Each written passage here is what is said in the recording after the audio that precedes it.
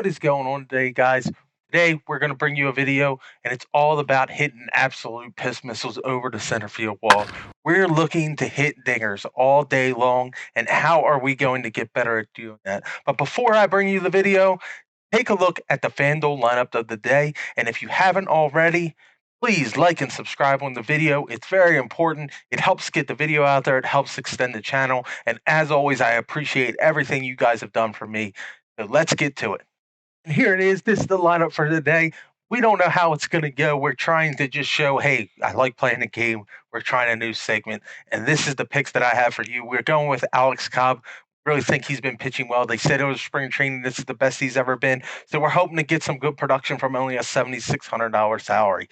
So add in that the Orioles are starting Spencer Watkins. This guy probably shouldn't be in a rotation.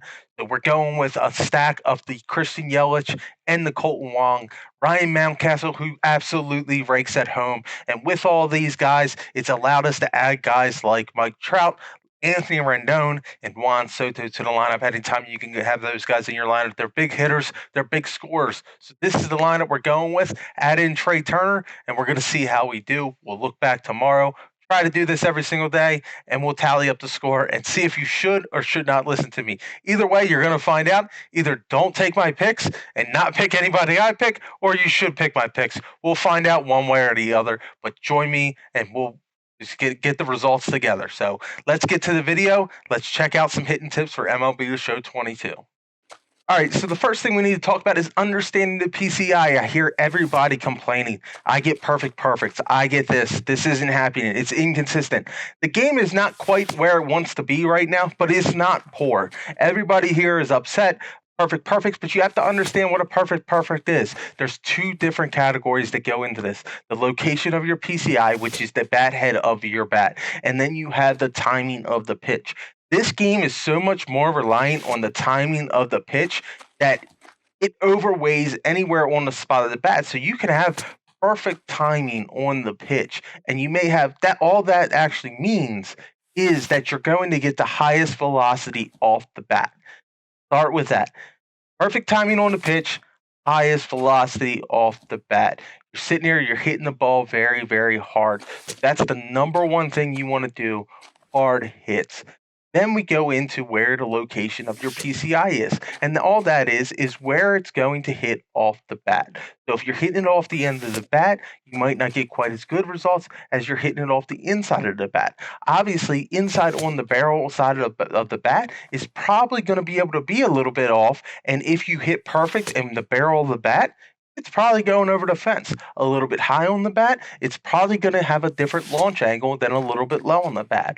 What you have to understand is that the perfect side of the PCI placement is only the dead center of the bat with a little bit of adjustment. So if you're just a tiny bit low, you're still going to hit that perfect on a low line drive with a low launch angle. So that's why you get perfect ground balls. You can have perfect dead line drives and perfect just absolute destroy shots. And then you can get a little bit off PCI and not have perfect, but still get the same. That does not explain perfect foul balls.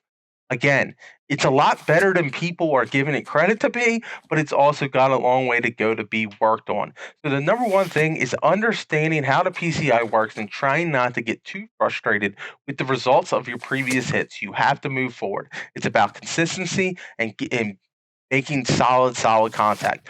Focus on your timing. Timing is number one.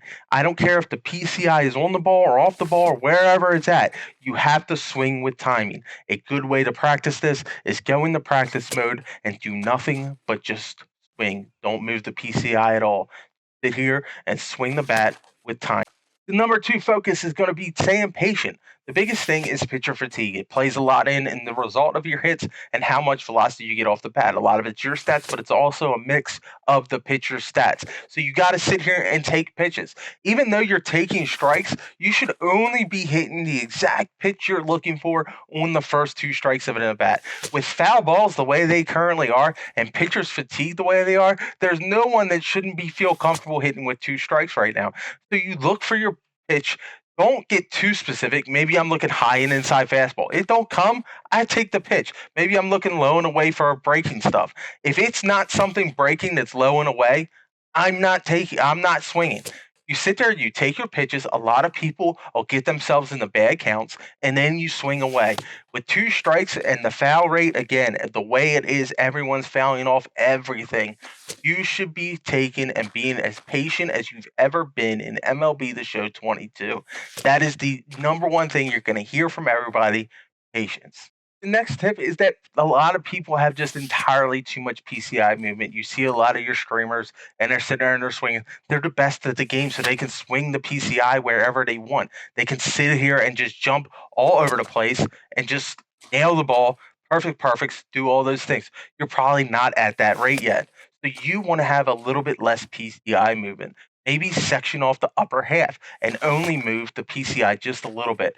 A lot of the people, what you're doing is you're having your entire hand over top of the controller. Maybe you just want to put half your thumb just so you have just a little bit less control over it, but a lot less movement.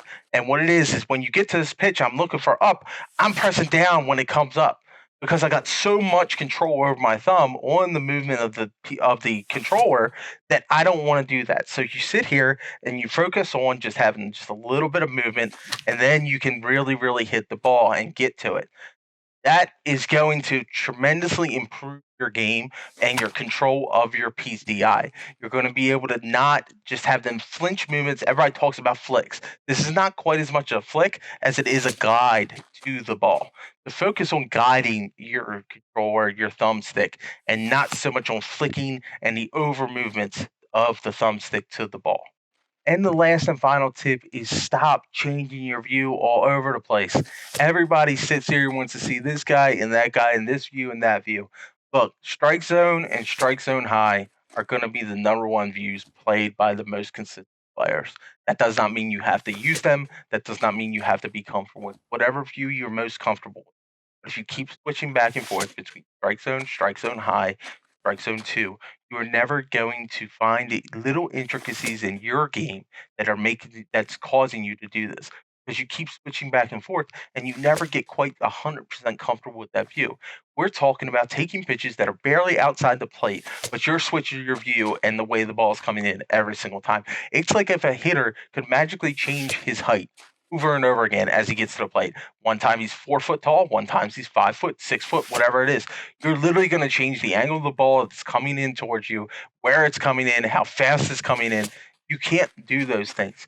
Stick with one, whichever one, strike zone high, strike zone two. I wouldn't go outside of those and just play with it. Play with it for an extended period of time. People keep switching day in and day out. You're not going to get used to something in one day. I don't care how much you play the game. You need to sleep on it. You need to get a couple days in, get some practice with it, find out if it really is for you. And then if every other week you want to make a switch, that's fine. But you can't be switching every other game, every single day. Those things. Find some consistency in your game, and your game's results will become more consistent. That's my biggest thing. Be consistent. All right, guys, I appreciate you watching the video. And again, like and subscribe if you want to see more content. We're about to kill it on FanDuel tonight. I feel it coming. We're going to have a big night. I appreciate you guys watching. Have a good one.